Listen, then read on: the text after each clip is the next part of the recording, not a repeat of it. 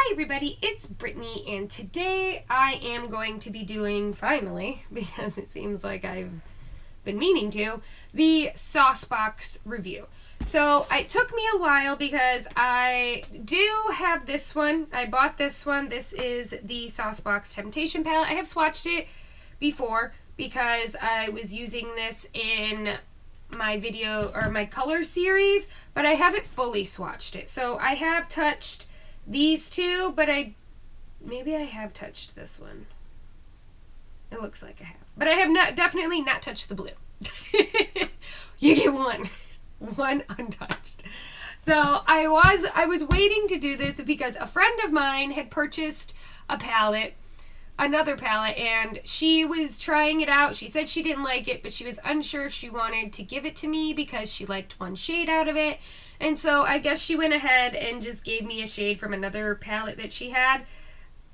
But, so I'm not sure. I think it was this one, if I remember correctly. Let me see, do these have shade names on the back?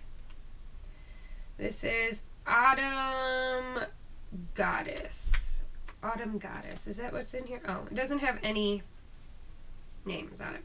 But this is the, what palette is this? The Forbidden Fruits one, and I want to say that this was the one that she switched out. I'm not exactly sure. Yeah, because I see like on the back of these other ones, like they have no shade name on them, as opposed to this one, which does. So I think that this is the one that she switched out. So I'm going to, this is new to me, and I don't think she touched this top row. It doesn't look like this top row has been touched ever. But I'm going to go through and I'm going to swatch these ones as well. The first palette I bought personally, this is the Temptation palette. This was on sale. I want to double check though. Yeah, see, the back of these don't have names on them, and these came in here. Alright, so the first palette that I have here is the Saucebox Temptation palette, and in here it has, let's see, it says Orange Sun, Aquarama, or Yellow, and Mermaid. Alright, so look like this. This is Orange Sun, which we have seen. This one is Aquarama. Oh no, the only one I haven't swatched isn't the best, of course. And then Mermaid and Yellow. These four shades, in my opinion, are gorgeous. This blue one is slightly disappointing when compared as far as like the quality goes to the rest of them. It appears as though it's a little bit patchy in certain areas. I'm going to take the Anastasia Beverly Hills brush from that area of brushes. And I'm going to actually brush swatch the color, what was this? Not Mermaid. Aquarama. Is this supposed to be Aquarama? Yeah. And I'm going to brush swatch it because I do find sometimes brush swatches are better. Alright. My first impression on this is that the brush swatch was definitely not better. But my second impression on this is that it does actually blend nicely. Do you see that? I don't have too many lines, like, you know how sometimes when you are doing, like, if you pat it, or I should say when I'm doing these brush swatches, sometimes I'll do a line, and then as I try to blend it out, you can still see that line. I don't have that issue here. You can see it might be a little bit, it's not even that much. I mean, it looks super light, and it is, but it blends nicely. So that is a bonus. Now I'm going to take this fluffy side too. Ooh! We do have a lot of kick up. Be careful. So I'm going to blend it in over here. Yeah, it blends. Like, this color, the way that it is taking to the fluffy brush is nice. And I'm going to see if it builds. It appears to be building. The only problem that I'm now noticing is that I am getting a little dot in it. So it might have a little bit of patchiness when you use it. So, but you can fix it. But you can fix anything technically. if you want to put in enough effort, and we're all about that effort-free life. Now I'm gonna go in with, why don't I go in with the orange color, just because it is a completely different color. And I'm gonna go in here because this is that glitter one. Oh, I have a cut. Well, I don't even know. I didn't know I had a cut. Can you see it? There's that line. So accidentally, but kind of good, you can see that it does cling. So if you have any dry patches around your eyes, like sometimes I know like in the corners over here, especially during like winter seasons, I can get a little bit dry in these corners. So if you have those dry patches, it is going to cling to them. I bet you that's from Clover. She's a little butthead. But yeah. And I'm gonna go in again with the fluffy brush. And as you can see, it does pick up very nicely. But in this one, while it does have some kick up, it is not as bad as the blue whatsoever. And the blue is the only one in this palette that doesn't have any glitter in it. So my final impression on this palette is that it is beautiful. This is obviously not a palette that you're going to be able to do an entire eye look. This would be more of a palette like the Sugarpill palettes that you go into, or you have a bunch of and you just pick colors out of them, because these colors are brilliant. Brilliant and beautiful. I mean, this color Mermaid is gorgeous. I cannot wait to use it. So yeah, I think this was on sale when I bought it. I don't know if it's still on sale, but if it is, I will, when I leave a link down below, I will tell you if it's still on sale or not. But keep in mind that depending on when you watch this video, it might no longer be on sale. We now have the Saucebox Forbidden Fruits palette. I don't know if this is because it's an older palette or what. They don't have any shade names, so I'm just gonna go through and swatch them like I usually do, which is like that. Except for the one that was replaced. That one has a shade name. So the first three shades look like this, which is very uninspiring. Let me see if I can go in again. Alright, no. So these are the first three shades. These two I could not get to work. They're very firm. I'm thinking that this palette, I mean, I don't know when it was released. I was just telling a friend I was going to do a Saucebox video on the Temptation palette, and she says, oh, well, I have one. So maybe that's why they're not working well, because this is an older formula. I don't know, though, because these bottom ones seem to perform nicely. So this is the first one, the second one, which has a shade name, I will tell you in a minute, and then the third one. The second one is Autumn Goddess. So these I think are beautiful. I really do wish, I especially like this color here. It is like a mauve purpley pink. I think I have a lipstick that looks like this, and I just love this shade. I will say this though, the performance as far as these ones go compared to the Temptation palette are vastly different.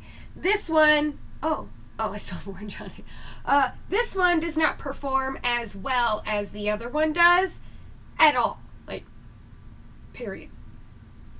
So I'm going to go through and I'm going to swatch. I'm going to try and swatch a couple of these top row ones, the ones that didn't turn out right, because I'm trying to soften them up. I'm hoping that maybe it's because they've never been used, and this is an older palette. So this is the red shade. No. Can you see all that is left on my brush? I wonder if I can get a... Yeah.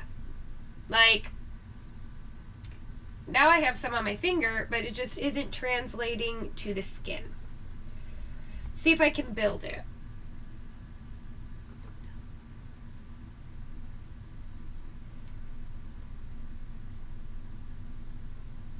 It builds, but it's not, again, it's not. Let's try the other one in this row that was horribly wrong, and that's the third one, top row, third one. again, it's just, like I said, this may be an older palette. I'm not exactly sure. And these ones are very hard, so it could just be these shades because it's an older palette and these shades weren't used. Because when I go into that third shade on the bottom row, the one that I liked, and it swatches nicely, like, it doesn't translate quite as well as the finger swatch, but it's pretty dang close. Well, I should say in person, it's pretty close. Like, if you look at it closer and then you look at that, it's not too much of a difference. I can tell the quality difference in these immediately when I put my finger into them. I could tell that this shade was a lot softer than these two here. So I'm going to chalk it up to that these shades are old. I'm going to look it up really quick to see what year this palette was actually released. I looked it up. This palette was released in 2013. And with that being said, that explains quite a bit. I guess I should have done my research a lot better and known that this palette was quite old. It's 5 years old. So for being 5 years old, the two shades that were original to the palette on the bottom, being as soft and nice as they are, is actually really good. I mean, I can't imagine how it would have actually performed when it was first created, but again, it was created 5 years ago, so the quality difference might be that it's had 5 years of more development in the beauty community or in formulations and stuff like that. So keep that in mind. My final thoughts on Saucebox as a brand, I'm going to say that, or as a brand, I'm going to say that the quality of their products are pretty decent. I don't see, I mean, like I said, this palette is new. And the quality on this one is beautifully amazing. I feel like it is extremely comparative to Sugarpill Cosmetics. So if you're a Sugarpill user, or you know what I mean, like if you're a Sugarpill collector, or you're the type of person who uses a lot of Sugarpill products, and these shades kind of speak to you, even though a lot of these I feel like Sugarpill does have. Like this one here, this one is a shimmer, but you do have kimchi, so if you liked kimchi and you wanted it in a shimmer, this is very comparative. Actually, I'm going to go a step further on this whole thing. I am going to swatch this again, and I thumb swatched, because that's what I do. Alright, this is going to be, the Saucebox is going to be first. Oh, and I thumbed it. Alright, and if you're wondering why they're spaced, it's because I'm actually going to pull the colors that I feel are the closest to these from Sugarpill. So this first one here is Mermaid. I feel as though it is closest to Kimchi. So there is Mermaid v. Kimchi. You could also say that it was comparative to Mochi. So I will do Mochi as well. This shade here is Aquarama, and I feel as though it is most comparative to Velocity from Sugarpill, but Sugarpill is better as far as the blue goes. Next shade we have is Orange Sun, and I'm going to compare it to Flamepoint. As you can see, Orange Sun is a little bit lighter and has a little bit more coral to it, but it's still beautiful. Like, they're both beautiful. The next one is Yellow from Saucebox, and I'm going to compare it to Buttercupcake from Sugarpill. So, as you can see, this is more dandelion, and this is more of like a pastel yellow.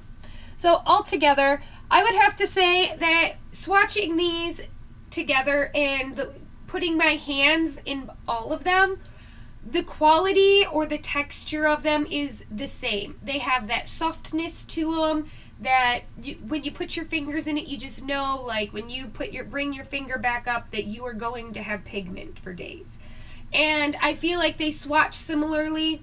They do have a little bit of like kick up or powderiness to them when swatching, but I'm using my finger. I'm not going to go into brush swatches on these because that'll just take forever, and I've already done brush swatches on the Saucebox. So, but pretty much what I am saying is that these palettes are not the same, minus these two, which are the same color, except Sugarpill's quality of velocity is better. They're not the same color. They have different tones and different depths to them. They complement each other beautifully, in my opinion. So if you were buying Sugarpill shades and maybe some of these shades were not available, or you were going to go to Saucebox and you were going to buy it and this is not available, you could essentially build this palette with Sugarpill shades or vice versa. I do think that, let's compare the pan sizes of these. They're a little, this is from the Saucebox palette and they fit perfectly in here. So I done goofed. I do feel like that you could essentially go to the Temptation, the Saucebox palette, and purchase some of these shades to also go in your Pro Pan, and they would fit perfectly. So yeah, I like them. I like Saucebox and I like Sugarpill, and comparatively speaking, I think that they are kind of identical as far as quality and pan size. It appears as though these are almost the same price point as Sugarpill shades, except on Sugarpill their shadows range from about $10 to $14, I want to say. I think that these, like this shade here, which is considered a foil shade, which is Moneymaker, was around $14.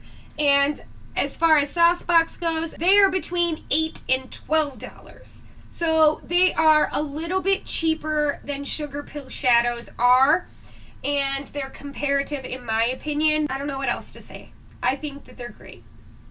I think that you should, if you're interested and you are a huge Sugarpill fan, please check out Saucebox. I feel like you will be able to find more shades to add to your collection. The point is that you can kind of satisfy that urge to have more Sugarpill in your life by having some Saucebox in your life.